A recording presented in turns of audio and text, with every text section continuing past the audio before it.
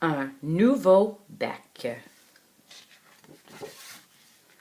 Un nouveau bec.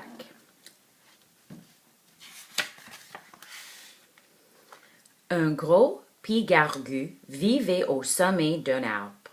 Chaque jour, il cherchait des saumons à manger. Il plongeait vers le lac et attrapait les poissons.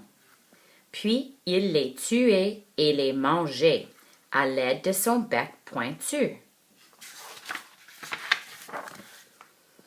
Un jour, un chasseur a tiré sur le pigargu pendant que l'oiseau volait à la recherche du saumon. Le pigargu est tombé sur le sol. Il est resté étendu par terre. Son bec était cassé. Comment allait-il manger? Comment allait-il vivre? Un pigargu a besoin de son bec.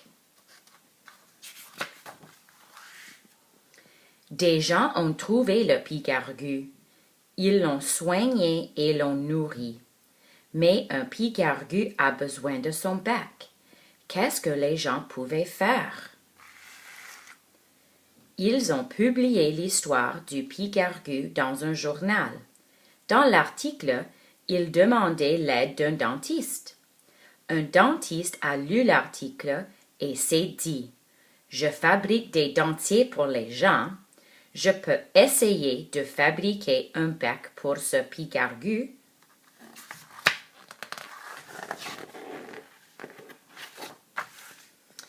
Le dentiste a examiné le bec du pigargu. Il l'a mesuré et a fabriqué des modèles de bec. Le pigargu était un bon patient. Le premier bec artificiel est tombé. L'assistant du dentiste a fabriqué un nouveau bec. Ce bec est aussi tombé. L'assistante a fait plusieurs essais. Enfin, le 7e bec a resté en place.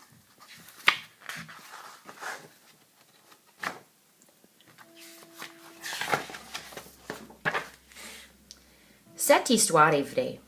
Voici le pigargu. Il vit sur l'île de Vancouver en Colombie-Britannique. Voici les personnes qui ont redonné un bec au pigargu. Brian Andrews est le dentiste qui a fabriqué le premier bec. Fred Leake est son assistant. Fred continue de travailler avec le pigargu pour améliorer son nouveau bec.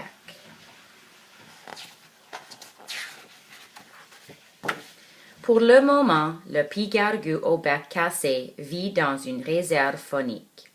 Il retournera peut-être dans la nature, un jour. En attendant, les gens vont continuer de l'aider. La nature a besoin des pigargus. C'est pourquoi les gens veulent les aider. Pour leur venir en aide, il faut observer, écouter, étudier et apprendre.